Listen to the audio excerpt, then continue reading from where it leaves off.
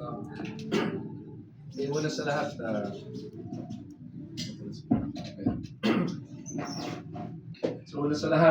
magandang gabi po sa lahat ng mga kababayan natin dito po sa Hingoog City at dito po sa Misamis Oriental Province.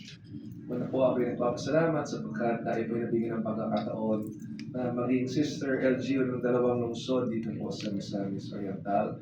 Specifically po ang Hingoog City at ang San Salvador City.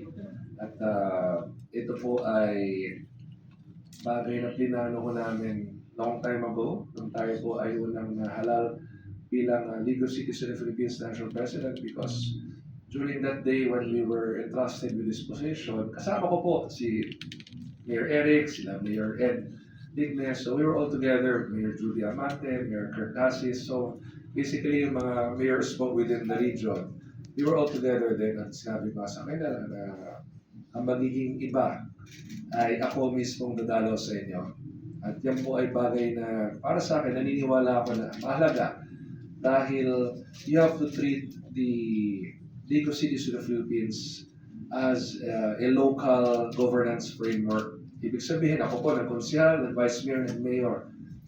Para maintindihan ko yung pangangailangan ng aking lungsod, kailangan umikot ako sa mga barangay para makita ko, malaman ko ano ba ang mga problema, mga hinaing ng aking mga mamamayan. In the same manner, as National President of the Legal Cities of the Philippines, kailangan madalaw ko yung mga member cities natin for me to understand ano ba yung mga needs, concerns ng ating LGU. So that is why I have really been going around the country visiting our member cities. And part of the visit really is establishing also sisterhood agreements. Bakit po mahalaga ang mga sisterhood agreement? Una-una, sapagkat marami po tayong matututunan mula sa isa't isa. Iba't ibang paraan ng pamamalakad sa lokal na pamahalaan na wala naman makakapagsabi na sinong mayor na alam na niya ang lahat. No mayor can ever say that he knows everything, she knows everything already.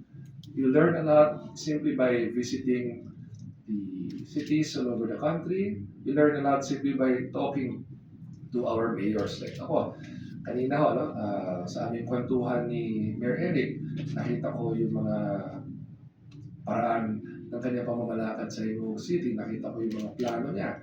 Na-realize ko, parehas pala pinagdaanan namin. Pareho kami ng konsyal, vice mayor, and mayor. That is why our framework of governance is the same, because we came from local positions before we became mayors. Nag-konsyal kami parehas, at vice mayor kami parehas. So yung aming framework ay parehas din. Minsan din kami natalo parehas. Di ba? So, yung ganong mga learnings, hindi mo yan mapupulot simply by reading books, honestly. No?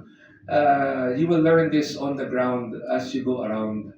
And today, as we establish our sister agreement with Hingoog City and earlier also with El Salvador City, yung mga best practices ng dalawang lungsod na ito ay natututunan namin. At yung mga nakikita namin applicable sa San Juan ay pwede kong iuwi pabalik ng aking lungsod at magawa doon. At yung konting nagagawa rin namin maganda, pwede rin namin ipamahagi sa mga nagiging sister LGUs natin. Again, we learn from each other, we help each other. I always say, ang magkakapatid po nagtutulungan, ang magkakapatid nagmamahalan.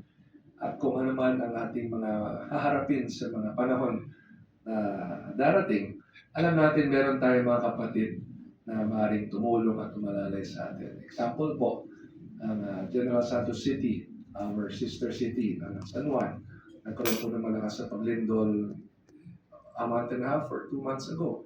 Personal po tayong pumunta sa Jensen para maghandog po ng konting tulong from the city of San Juan and also from the League of Cities of the Philippines. So again, I went there personally because I wanted to see the extent of the damage due to the earthquake.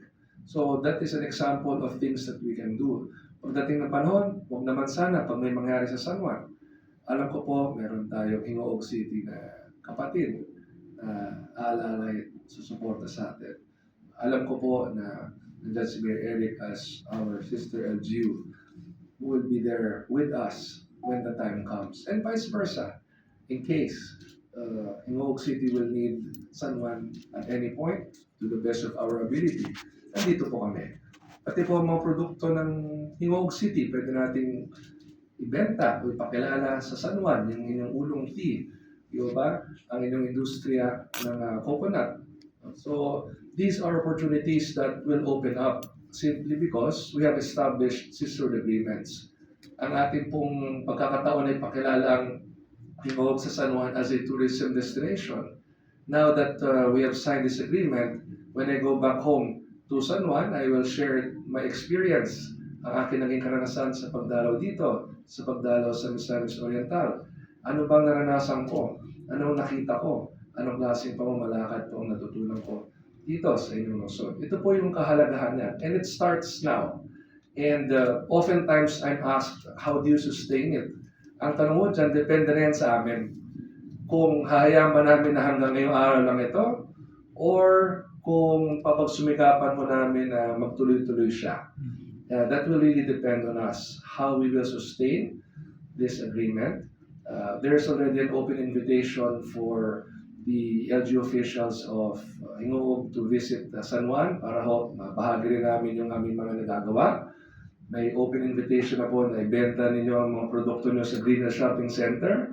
May open invitation na po na ipakilala niyo ang inyong mga tourism destinations again through the Green Hills Shopping Center. Bakit po Green Hills?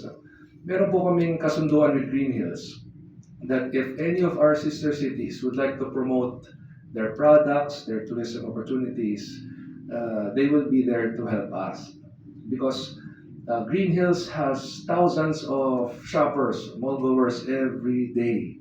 Walang mahinang panahon sa Green Hills Mall. Meron lang malakas at may super lakas kapag Pasko na. Pero talagang napakarami pupunta ng Green Hills. Kaya ang Green Hills parati ang ino-offer ko as a cross-marketing opportunity for our sister cities. Because I know that when I say Green Hills, Antimano, alam ko yan. Nakapunta na ako dyan. Oh, narinig ko na yan, gusto ko pumunta dyan. So yan ay bagay na inaalok namin sa aming mga sister LGUs. Also, yung ating governance frameworks. Again, no mayor can say that he or she knows everything already. So yung mga na-encounter namin halimbawa ng mga concerns. Ako po, I was sharing earlier about our hospital. Si Mayor Eric is a medtech. He understands how to manage and run hospital. So I was sharing with him how hard it is, di ba? So nagbibigay siya ng inputs kanina sa akin. Nagkukwento siya na may tinatayo din kayong pasilidad dito. So ito yung mga natututunan namin sa isa't isa simply by talking to each other, simply by meeting each other and laying down our issues and concerns. And also, as National President of the League of Cities in the Philippines, it is my duty to ensure that the projects and programs of the national government reach our member LGUs. At member po siyempre ang Hingog City, member po ang El Salvador City. Bukas ako po ay pupunta sa Bayugan City sa Abusan del Sur at sa Butuan City sa Abusan del Norte. So lahat po ito ay member cities ng League of Cities in the Philippines. Anong tungkulin ko po? Siguraduhin na yung Local Government Support Fund na download na sa inyong mga lokal na pamahalaan. Ito ay pondo na direktang dina-download po sa ating mga local government units. Ask any of our mayors. Dati wala pong institutionalized LGSF.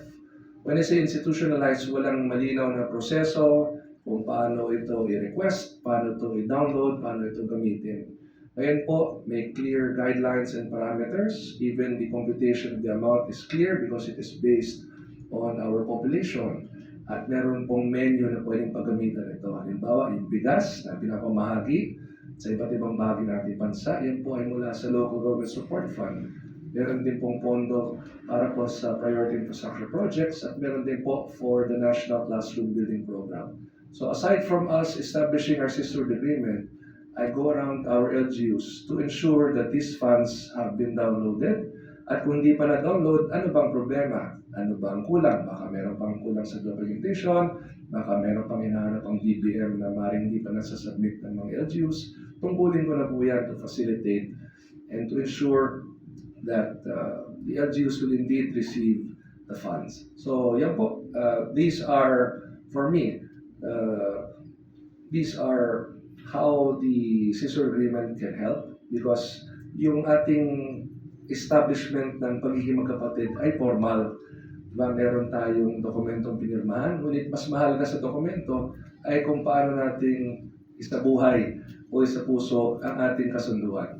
So more than document, it's really dependent on us, kami ni Mayor Eric, gaano namin kagusto na palawakin pa ang ating pakikipag-ugnayan. So, what I see with our personal relationship po, no, magka-age kami, more or less parehas ang pinagdaanan namin, more or less parehas ang aming governance framework. So, magaan ang loob namin sa isa't isa. Kung may bagay siyang gustong ibahagi sa akin at may bagay akong gustong ibahagi sa kanya, magaan ang loob ko. At hindi kami mahihiya o mailang na magsabi na ano ba ang pwede natin gawin, Mayor? Ito yung problema ng city ko. Ano sa tingin mo ang pwede natin gawin dito? Or just in case may concern siya with any national government agency, I can always help facilitate and call our cabinet secretaries. Secretary, medyo may problema pong Hingoog City pagdating sa halimbawa itong mga pangangailangan or mga issues and concerns. I can do that because meron kaming direct communication ni Mayor Eric. So ito po, these are things that I believe can be facilitated through this sisterhood agreement. Thank you, Mayor.